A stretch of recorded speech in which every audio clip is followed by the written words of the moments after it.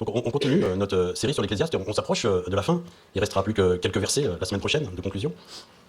Et juste un petit rappel rapide, l'Ecclésiaste a démontré la vanité de la vie sur la terre, la vanité de toute la peine que se donnent les humains pour pas grand-chose. Tout est vapeur, nous martèle-t-il, tout est sans sens. Et tu as beau te donner du mal pour faire du bien, tu ne peux rien contrôler, tu ne maîtrises rien. Tu ne peux pas contrôler les circonstances de ta vie. Tu auras des moments de joie, mais aussi des périodes de souffrance, de tristesse. Tu pratiqueras la justice, mais tu subiras l'injustice. Tu chercheras la sagesse et tu verras la folie triompher. Nous ne connaissons pas non plus le moment où la mort viendra, un moment qui souvent va nous surprendre. Alors, et c'est le titre de notre série, à quoi bon la vie? Mais par la suite, l'Ecclésiaste nous a proposé une solution à cette vanité de la vie, un remède pour lui redonner du sens. Tout ce qui nous arrive peut prendre du sens si l'on considère qu'il y a un être au-dessus de tout, au-dessus de nous. Ta vie prend un sens quand tu acceptes qu'il y a un Dieu créateur au-dessus de tout, qui est au contrôle de tout ce qui se passe sous le soleil. Et tant que nous tournons le dos à cette vérité, tant que nous la méprisons, notre vie restera dans le brouillard, sans sens. Une vie de folie, alors que la crainte de l'Éternel, c'est une vie reconnaissant l'existence de Dieu et vécue sous son regard. Et la crainte de l'Éternel, c'est le commencement de la sagesse. Ce remède de l'Ecclésiaste ne nous épargnera pas les incertitudes ni les épreuves de la vie, mais Dieu nous accordera des bienfaits, des prémices de ce qui nous attend au-delà de notre mort. Et il veut que l'on se réjouisse déjà dans ces bienfaits. Nous ne sommes pas amenés qu'à souffrir sur la terre. Ces bienfaits, on l'a vu, ce sont nos relations, les plaisirs de la table, notre vie de couple. C'est profiter en fait de la création. Et ils le sont dans la mesure où nous respectons les limites de la divine sagesse de Dieu, en acceptant aussi les conséquences du péché, les épreuves de la vie, selon sa sagesse, même si parfois la folie semble vaincre encore sous le soleil.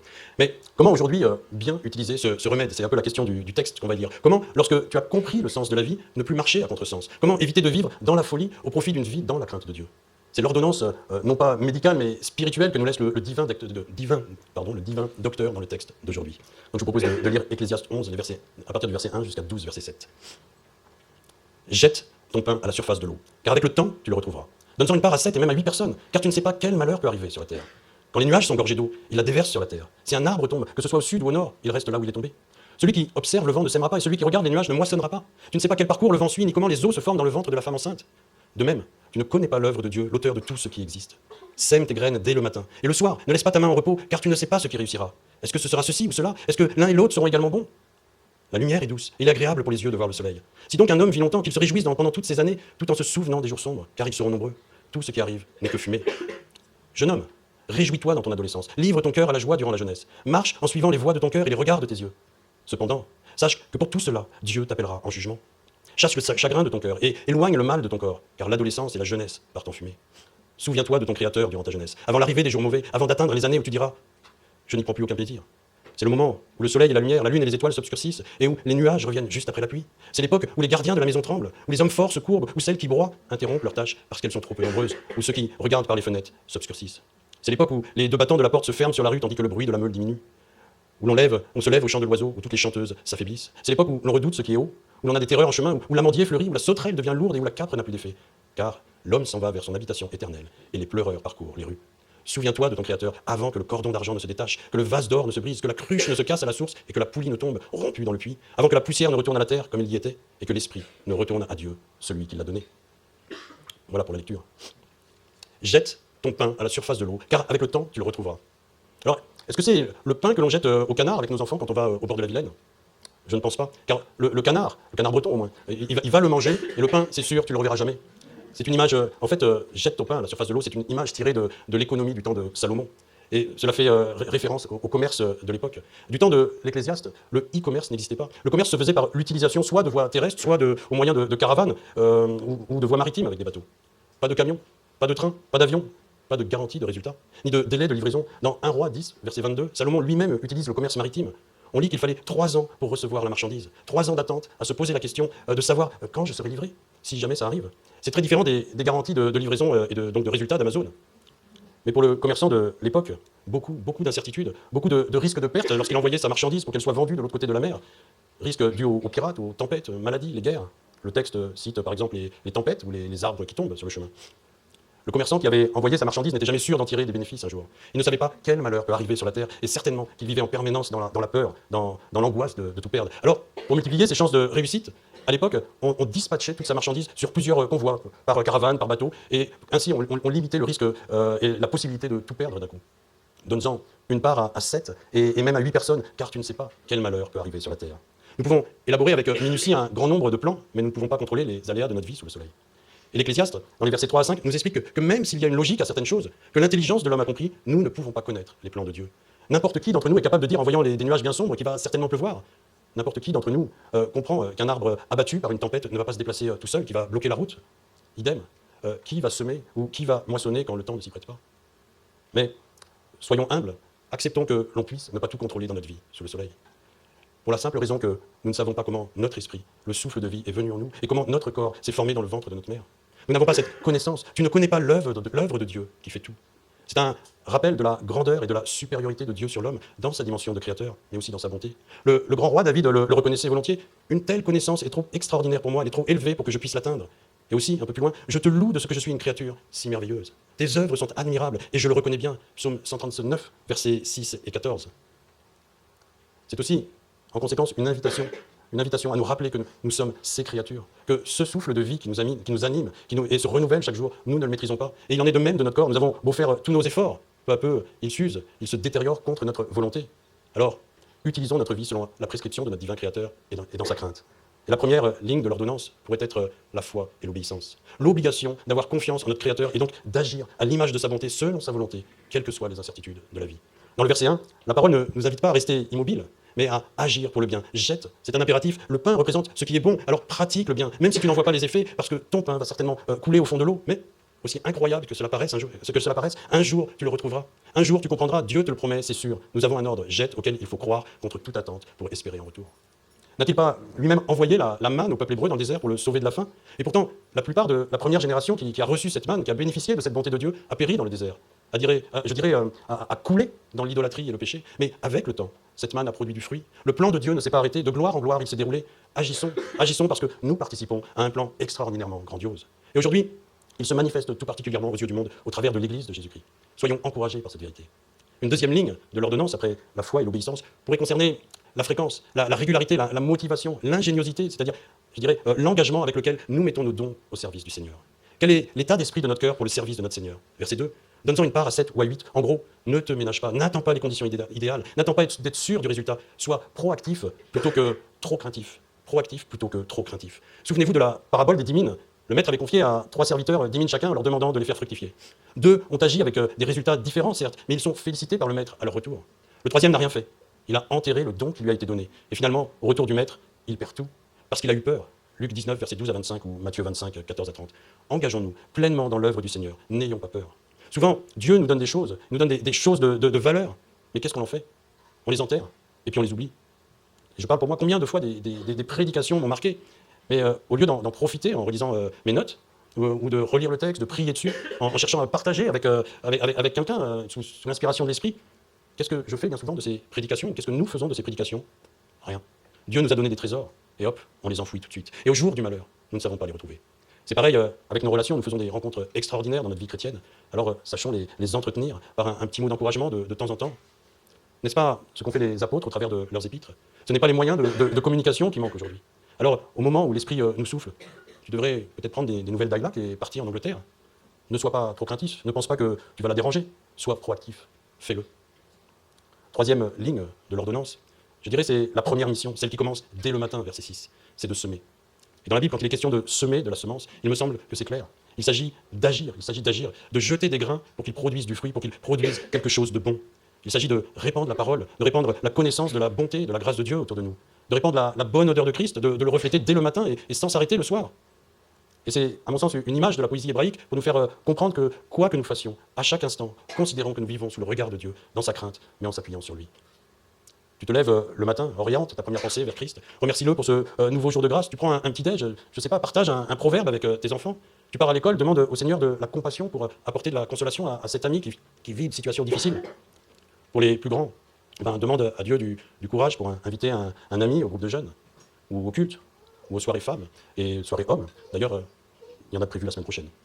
Il y a tant en fait, d'exemples simples à mettre en œuvre pour agir, pour partager une part à 7 ou même 8 personnes par jour, même si cela ne donne rien en apparence. Dans son commentaire sur l'Ecclésiaste, Woody Lewis écrit « Nous ne devons pas aller à la recherche d'une volonté spécifique de Dieu et attendre une révélation ou un signe spécifique de sa part. Le Nouveau Testament ne commande jamais aux chrétiens de trouver ou discerner le plan de Dieu, mais Dieu promet de les diriger. » L'Ecclésiaste lui-même écrit dans Proverbe 3, verset 5 « Confie-toi en l'Éternel de tout ton cœur et ne t'appuie pas sur ta sagesse. Reconnais-le dans toutes tes voies et il aplanira tes sentiers. » Ce verset 6 qui nous réclame de semer dès le matin et de continuer à œuvrer le soir peut faire peur. Ouais, c'est trop dur, je vais pas y arriver. Et je ne crois vraiment pas que Dieu nous demande ici de devenir des forcenés du travail. Je crois qu'il demande simplement l'exclusivité. 2 Corinthiens 6, verset 14, « Ne vous mettez pas avec des incroyants sous un joug qui n'est pas celui du Seigneur. En effet, ce qui est juste peut-il sévenir à ceux qui s'opposent à sa loi? La lumière peut-elle être solidaire des ténèbres? » Alors, pas de panique, Dieu n'est pas un tortionnaire, au contraire, il n'a pas oublié de nous prescrire du repos, des moments de plaisir où il nous demande de nous réjouir sous le soleil. C'est la prescription suivante de l'ordonnance, les versets 7 et 8. La lumière est douce et il est agréable pour les yeux de voir le soleil. Si donc un homme vit longtemps, qu'il se réjouisse pendant toutes ces années, tout en se souvenant des jours sombres, car ils seront nombreux. Tout ce qui arrive n'est que fumée. La lumière ici est utilisée comme un symbole qui nous renvoie à la vie. Mais pas n'importe quelle vie, celle que nous recevons d'en haut. Celle que nous avons en Jésus-Christ, il est la lumière du monde. Et cette vie peut être magnifique lorsque nous la prenons dans le bon sens, même s'il y a les difficultés, même s'il y a ces jours sombres sous le soleil.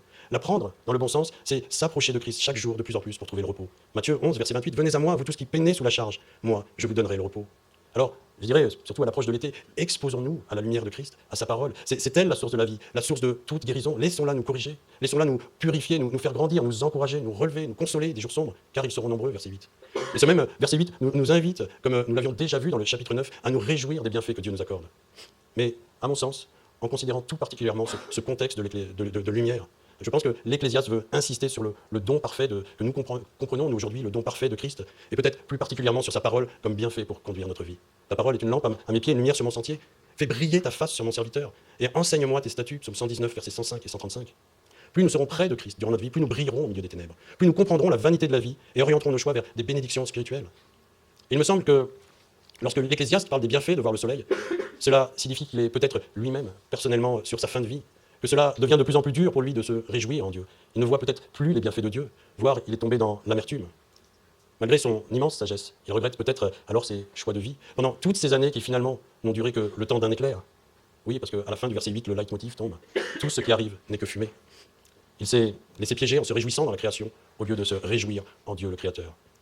On peut lire, il eut 700 princesses, je crois que ça a déjà été lu, 700 princesses pour femmes et 300 concubines, et ces femmes détournèrent son cœur. À l'époque de la vieillesse de Salomon, ces femmes inclinèrent son cœur vers d'autres dieux, et son cœur ne fut point tout entier à l'Éternel son Dieu, comme l'avait été le cœur de David, son père. 1 Roi 11, versets 3 et 4. C'est l'exclusivité dont je parlais. Se rendant certainement compte d'une part de ses erreurs, et voyant aussi sa fin de vie sous le soleil s'approcher, l'Ecclésiaste veut conclure sa réflexion en lançant 2 exhortations à ceux qui ont encore la vie devant eux. Verset 9, « Jeune homme, réjouis-toi dans ta jeunesse. » Puis verset 1 du chapitre 12, « Mais souviens-toi de ton Créateur pendant les jours de ta jeunesse. » À ces exhortations qu'on verra en conclusion, il inclut une grande notion d'urgence, en décrivant, je trouve, d'une façon très poétique les signes de la vieillesse, de l'approche de la fin d'une vie sous le soleil. Tout d'abord, c'est la perte de la joie de vivre. Je n'y prends plus plaisir. Puis tout s'obscurcit, et l'on ne sort plus beaucoup pour profiter de la création, du dehors. Les problèmes de santé s'accumulent. Et peut-être, quand il écrit, quand les nuages reviennent juste après la pluie, que l'Ecclésiaste veut nous parler de problèmes d'incontinence. C'est aussi le moment où l'on perd nos forces, on ne peut plus se défendre. À l'époque, l'homme avait vraiment un rôle de protection physique pour sa famille, pour sa maison. C'est humiliant. Aujourd'hui, on parlerait plus de perte d'autonomie, de départ dans un établissement pour seniors ou en EHPAD. C'est aussi humiliant, certainement. L'allusion à celle qui moule s'arrête, pourrait nous renvoyer vers l'usure des dents, voire leur perte, et l'allusion des fenêtres qui s'obscurcissent à la perte de vue ou à l'humeur qui se noircit, qui devient sombre. C'est le temps où tu n'as plus envie de sortir, la porte reste fermée sur la rue. C'est l'époque où le sommeil ne vient plus facilement, où peut-être l'électronique devient nécessaire pour écouter les chants au culte le dimanche matin ou parler avec sa femme à la maison. Ça fait plusieurs fois qu'on me dit, Jean-Marc, tu devrais aller faire consulter tes oreilles.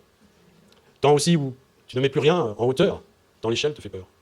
C'est le temps où, d'ailleurs, tout te fait peur. Tes cheveux sont devenus blancs, comme un amandier en fleurs, s'il t'en reste. Chaque pas est une épreuve dangereuse.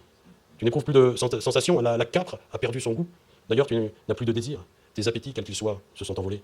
Et c'est bientôt la fin, ceux qui t'aiment le savent et s'attristent déjà, les pleureuses.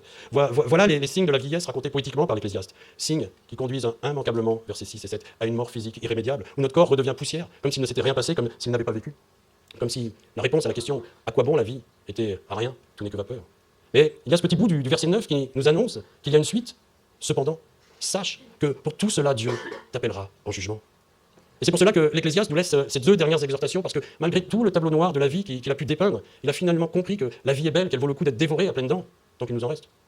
Il veut terminer son discours en laissant la joie et en nous réorientant vers Dieu. Il sait qu'il y aura des jours sombres, alors il nous pousse une nouvelle fois à profiter de la vie dès notre plus jeune âge, à nous réjouir au verset 9. Et quand il dit jeune âge, je pense que cela vise plutôt tant que tu as des forces. Et ce n'est pas un conseil, C'est un ordre auquel notre obéissance et notre engagement doivent être total, profond.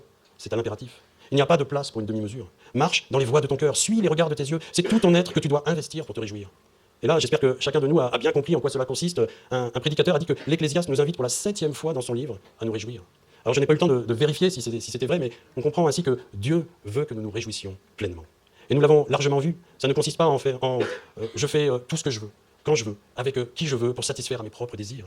Non, bien sûr, il s'agit de se réjouir dans tout ce que Dieu nous accorde sur le soleil, d'en profiter au maximum, mais sous son regard, dans la crainte. Réjouissons-nous de ses bienfaits en restant dans ses limites, sans en détourner leur vocation initiale pour faire le mal, sans non plus les poursuivre sans cesse, en croyant que ces bienfaits de la création finiront par nous satisfaire, alors qu'au bout du compte, ils vont détourner notre cœur du plus grand bonheur, du bonheur pour lequel nous avons été créés, l'adoration de notre Seigneur, en nous réjouissant de tout ce qu'il nous donne, et non pas en devenant des adorateurs de ce qu'il a créé pour nous. Cela a été répété pas mal de fois. Et c'est ce qui est arrivé à Salomon, certainement. Son cœur s'est détourné. Cet après-midi, tu vas peut-être faire une balade en forêt, alors essaye de la faire en étant connecté, non pas sur ton smartphone, mais regarde comme la vie est belle, comme la lumière est douce, comme il est bon de voir le soleil. Considère que c'est un cadeau de Dieu, ton Créateur. Connecte-toi à lui et remercie-le.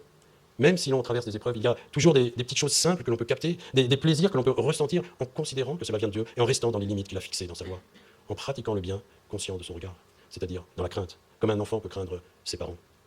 Et verset 10, dans cette vie sous le soleil, l'Ecclésiaste nous rappelle qu'il y a deux faux amis, le chagrin de ton cœur et le mal de ton corps.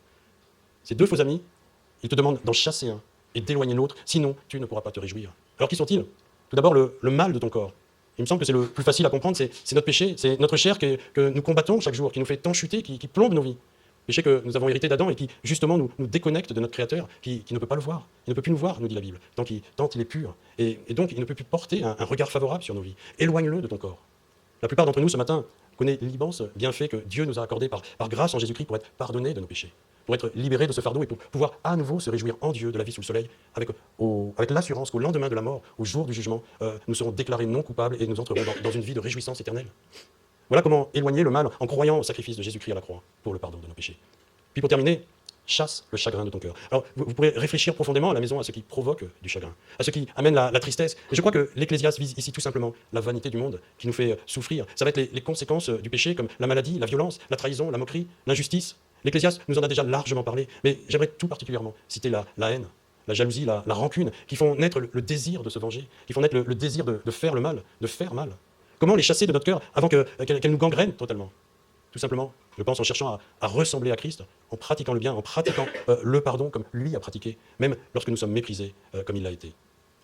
Si quelques-uns d'entre nous, à l'issue de cet avant-dernier message sur ce livre de l'Ecclésiaste, n'ont pas encore compris ce que Dieu nous demande dans notre vie, qu'ils regardent à Christ et qu'ils regardent à sa vie parfaite sous le regard de son Père. Ne tarde pas, dit l'Ecclésiaste, souviens-toi de ton Créateur tant qu'il est encore temps. La vie n'est qu'une vapeur, le jour du jugement est proche. Amen.